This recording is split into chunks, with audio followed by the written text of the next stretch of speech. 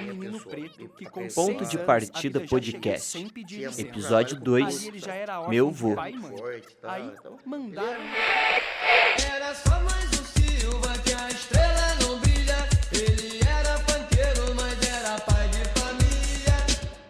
Lembro de uma época que eu fiquei obcecado em montar a árvore genealógica da minha família.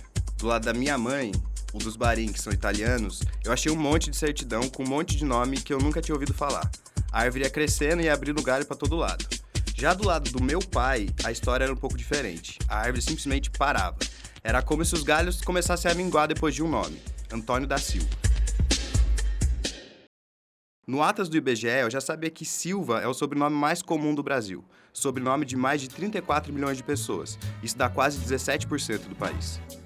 O presidente é um Silva, o jogador mais famoso é Neymar da Silva, o lutador é Anderson Silva.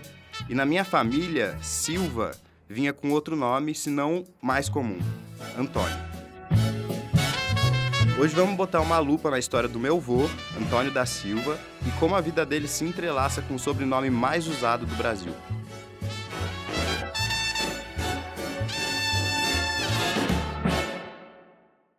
Porque o vô era negro, só que era um negro que fazia parte da sede da fazenda, era motorista do seu Manuel Carlos, era bem apessoado, ele tinha muito trabalho com o corpo, sabe? Ele era muito forte e tal, então ele era um negro bonito, então tem umas fotos, ele tem umas fotos dele que ele é um negro bonito, forte. O Antônio da Silva que eu guardo na cabeça é um Antônio da Silva diferente do meu pai. O meu vô era um senhor franzino que estava sempre com a bengala por perto, já depois do AVC. Mas o Antônio da Silva do meu pai é outro homem. É o homem que eu já vi em uma única foto de casamento, mas que pro meu pai é um homem que fazia parte da sede, que dirigia o carro do patrão, que tinha confiança da família, do dono da fazenda. Ele nasceu na fazenda Monte Belo e com menos de 1 ano de idade ele perdeu os pais. E aí foi criado, ele e os irmãos, cada um com uma família, até que uma certa idade ele foi para a fazenda Palmeiras, que foi morar junto com a família do Soniquinho Baitello, que criaram ele até uma certa idade. E depois ele ficou com o seu Manuel Carlos Gonçalves, a família Gonçalves, da fazenda Palmeiras, e foi lá, foi trabalhando com eles, sendo uma pessoa de confiança deles, onde ele conseguiu tirar a carta, tudo, e virou motorista do seu Manuel Carlos e família. Teve infância com fazenda, teve famílias que pegavam ele para criar, teve trabalho. Antes de virar sobrenome mais comum do Brasil, da Silva, pro meu avô era isso, até se tornar o homem de confiança do dono da fazenda. Para entender quem foi meu avô, a gente precisa entender esse lugar onde ele virou alguém, a Fazenda Palmeiras.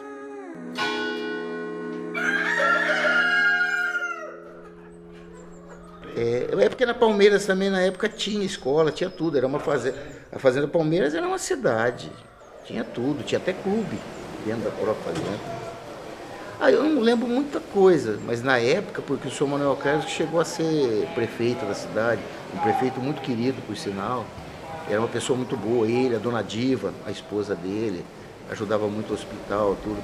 E a fazenda tinha muitos colonos lá, inclusive o meu avô, pai da minha mãe, morava lá.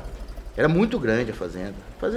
Tanto é para você ter uma ideia do tamanho da fazenda, aonde é o Agreste hoje, onde é o Caco Velho, aonde é outras fazendas em volta ali era tudo Fazenda Palmeiras. Era uma fazenda só, que fazia divisa com essa fazenda Monte Belo, aonde o vô nasceu, o meu pai nasceu. O sobrenome Silva significa selva em latim. Acontece que no Império Romano as pessoas tinham como sobrenome o lugar de onde elas vieram. E assim, se você morava perto de uma mata, pronto, fulano da Silva. Esse sobrenome migrou para a Península Ibérica lá no século XI, ganhou nobreza, virou nome de família poderosa. E quando Portugal chegou no Brasil, o Silva chegou junto. Mas nada explica a explosão absurda desse nome aqui, a não ser a nossa própria história. As pesquisas falam de 2 grandes caminhos. O caminho número 1 foi o reset voluntário. Muitos portugueses que vinham para o Brasil mudavam o sobrenome para Silva. Por quê? Porque Silva não dá pista de nada, não fala da sua classe, não fala da sua origem, não fala se você era cristão novo ou fugido da Inquisição. Era uma capa de invisibilidade perfeita para recomeçar. E o segundo caminho era o apagamento forçado das origens, a escravidão. E é aqui que a história escurece. Durante a escravidão, pessoas africanas chegavam no Brasil sem sobrenome, porque sua identidade na comunidade era outra, não era europeia e muito menos vinha de batismo na igreja. E aí acontecia o seguinte: o padre precisava dar um nome completo pro cativo e fazia uma espécie de batismo forçado. Quem ia pro litoral, virava Costa. Quem ia trabalhar no mato, virava Silva. Outra forma ainda era a imposição direta do senhor, o dono da fazenda que escolhia. Esse Dá é uma pista histórica muito forte. João da Silva não é só um nome, era uma sentença, era um rótulo de propriedade. Esse João pertence ao Silva. É o sobrenome mais comum do Brasil porque foi, antes, um dos sobrenomes mais impostos do Brasil.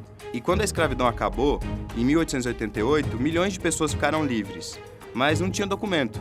Para existir no papel, para ter cidadania, para ter registro, precisa de um nome.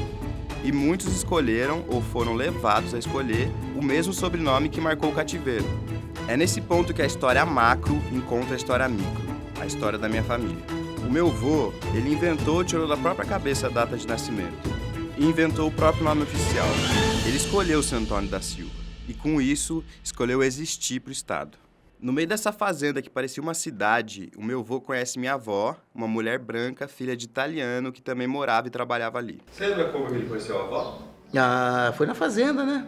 Morava lá também. Ela morava tudo na fazenda Palmeiras. A minha mãe é filha única, no meio de, acho que 5 irmãos.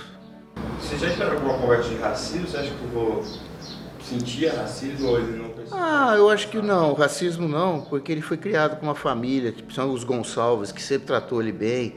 Tinha um outro negro que também vivia lá depois, futuramente, que chamava de Tinho.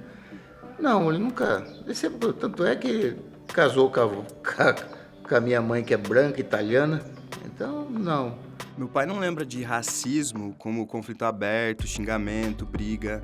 Mas ele lembra de um negro que só circulava entre brancos porque era de confiança, porque trabalhava bem, porque era forte, porque era educado. E isso diz muito sobre o Brasil. Se subir na vida pra ele não foi virar patrão, o sonho do meu avô era muito mais concreto. Era o de comprar uma casa na cidade. Ah, ele trabalhava num sítio lá, de propriedade do Quito, que é um dos filhos do Sr. Manuel Carlos, que o avô foi criado junto. E lá ele tinha uma porcentagem de uma comissão do que colhia os cafés. E ele foi fazendo a poupança dele até que conseguiu comprar aquela casa, onde a avó mora até hoje. A mãe mora. Hã? Ah, eu devia ter o quê? Uns 20 anos? 18 anos, 20 anos? Você põe aí mais ou menos nos anos 80, por aí. Por aí. Enquanto a gente conversava, teve uma coisa que meu pai falou sobre meu avô que me chamou muita atenção. Ele gostava muito de preservar o nome. Eles juntavam, mas nunca negou nada. É que é difícil também, sempre, nunca ganhou muito também, né? Mas era tranquilo, não era... Ela falou que ele era bem organizado. Não, levava as continhas dele em dia. Tinha um negócio que ele gostava muito de preservar o nome, então isso daí, pagar as contas tudo em dia. Pagar as contas em dia, sempre certinho, então... Queria que a gente estudasse. Tanto é que ele, na época, a gente morava no sítio, para mim poder fazer a escola de comércio, ele trabalhava, pegava um caminhão que tinha na fazenda às 6 horas, trazia eu, ficava dormindo no caminhão, esperando eu estudar até às 11 e levava. Então ele achava que o estudo era fundamental, ele gostava muito. Só mais um Silva que a estrela não brilha. Ele era panqueiro, mas era pai de família. Lá no começo eu contei que tinha algo de estranho na origem do Da Silva do meu avô, porque os galhos não cresciam mais depois dele. Todo mundo devia nessa história se ligar, porque tem muito amigo que vai pro baile dançar. Esquecer os atritos, deixar a briga pra lá e entender o sentido quando o DJ detonar. Solta o rap, DJ! Então, o problema dele foi assim, que quando ele saiu do Monte Belo, cada irmão foi para um lado. E ele é muito estranho, porque o sobrenome dele é Silva. O dos irmãos ou irmã, que eu tive pouco conhecimento que teve, foi para São Paulo, é Silvério. Então não dá para saber muito, não. Porque esse nome de Antônio da Silva, quando ele tinha na cabeça dele, 18 anos, ele queria fazer tiro de guerra com a turma de 35, que tinha amigos conhecidos. E ele não tinha documento. Aí ele foi na diocese de São João da Boa Vista e chegou lá e falou: meu nome é Antônio da Silva, eu nasci em 35, consegui um documento e tirou carta. Até então, ele tinha, acho que não tinha nada de documento.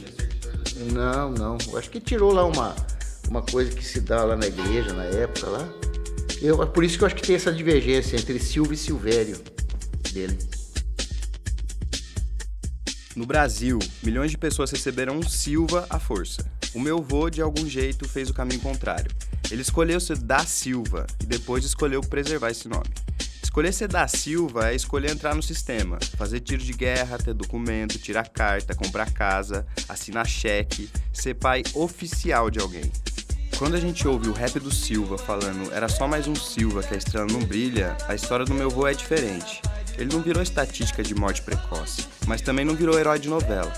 Ele ocupou esse lugar no meio, um lugar intermediário. Um negro forte, trabalhador, que precisou ser o preferido para ser respeitado. E que, no fim das contas, inventou o próprio jeito de existir no papel. E é por isso que, quando eu olho pro vazio da árvore do lado do meu pai, eu não vejo só ausência. Eu vejo um Antônio que teve que se escrever sozinho. Oi, eu sou o Vitor Barim e esse foi o segundo episódio de Ponto de Partida. Se você gostou e quiser acompanhar mais, pode seguir a gente no @Pirlim Produções. O projeto Ponto de Partida Podcast é uma realização da Prefeitura e do Departamento de Cultura de Espírito Santo do Pinhal, com produção da Pirlim. Ferro em uma de suas mãos, apertou